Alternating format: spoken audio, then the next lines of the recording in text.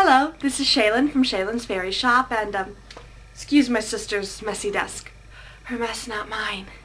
Anyway, today I wanted to share with you how to do some very basic chainmail jewelry techniques. Alright, I'm in the middle of this bracelet right now, and it uses some very basic chainmail techniques. There's the 2 and 2 weave and the Mobius, and I'm going to teach you how to make this bracelet.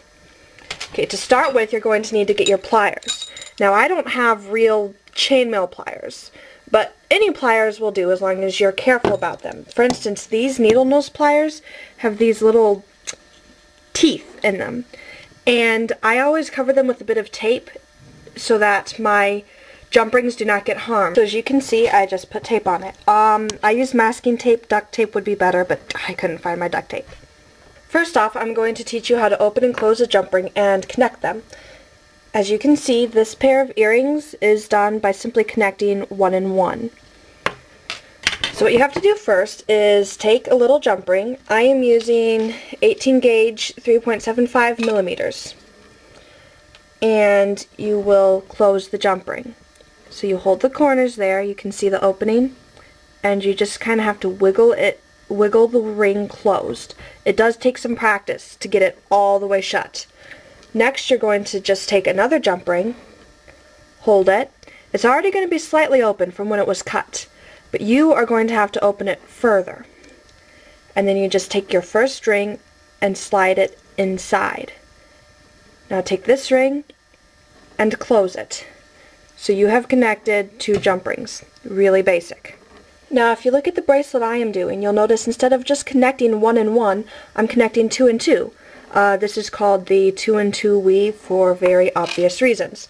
You're going to begin with 2 closed jump rings and 4 open ones.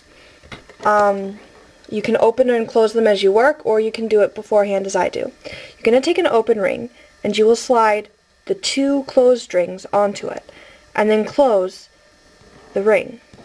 Lay it down gently. Grab another ring. Now, you're going to take the 3 rings that you have, and you're going to thread this new jump ring through, just like this. Now, if you were to hold the 2 rings here, you'll see that it's forming a 2 and 2 weave. Now, you can make the 2 and 2 weave longer as long as you want just by continuing the pattern. As you can see, I've done so in this keychain. It's just a 2 and 2. By using different colors, you can make a really beautiful pattern. And the 2 and 2 is quite sturdy. I suggest using it instead of the 1 and 1. Most of this bracelet is made with the 2 and 2 weave and the Mobius, which is 3 rings interconnected into each other. You can see I have done many things with the Mobius. It's one of my favorite things. Here is a necklace made of silver. And here are some earrings. And even that keychain I talked about earlier, I've got a little Mobius on there. Alright, so to begin with, you are going to need 3 rings. You can go ahead and close one of them. Close it completely. Now just take another, and just like you're doing in the 1 and 1 or 2 and 2 weave, you open it and slide the next ring in. Now, lay them down. Go ahead and lay them down so that they're nestled inside of each other like this. Now take your 3rd ring and open it up. You are now going to take your new ring and slide it through the 2 nestled together rings and close it. I close it with my finger because this is a pretty soft ring. Now, you can go ahead and lay them down. And as you can see, they look kind of funny. You kind of have to mess with it and make sure all of the rings are laying in the same direction. And then you've got yourself a little Mobius. The Mobius will not hold together unless you put another ring on it to hold it up. So I'm just taking this little green ring and sliding it onto the Mobius and closing it. And you can see you have a Mobius. You have to make sure, again, that all of the rings are nestled in each other the same direction. You can add as many rings or as few as you want to a Mobius. 3 is the minimum number. In my bracelet here, you can see the Mobiuses, and I'm going to show you now how to connect a Mobius, how to connect the 2 and 2 to the Mobius. Essentially what I'm going to do is put a 2 and 2 over here, followed by a Mobius.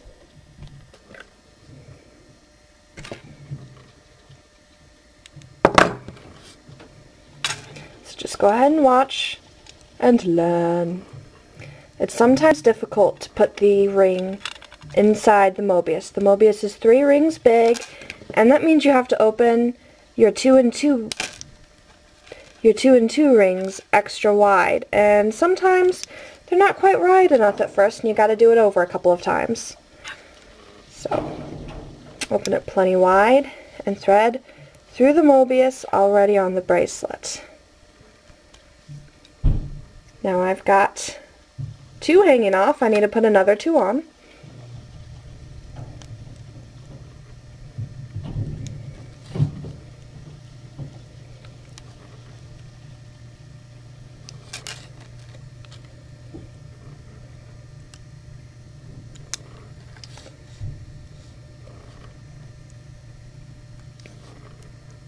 You can see how I'm going so far.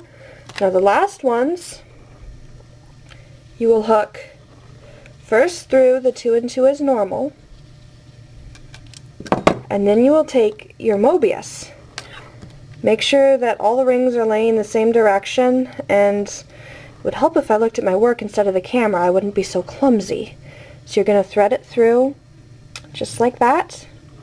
Whoops. Like I said, I'm being clumsy. There we go. And close. We have to put one more ring right there.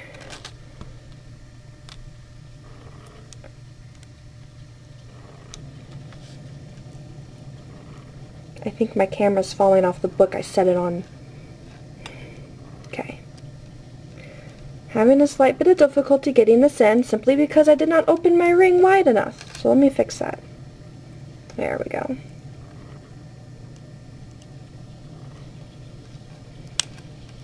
Okay, normally goes much faster than this.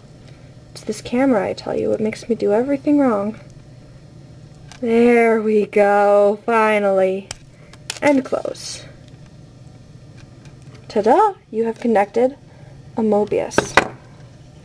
Now this 2 and 2 connection between Mobiuses is really pretty. You can see I used it, this is a watch that I made for my mother.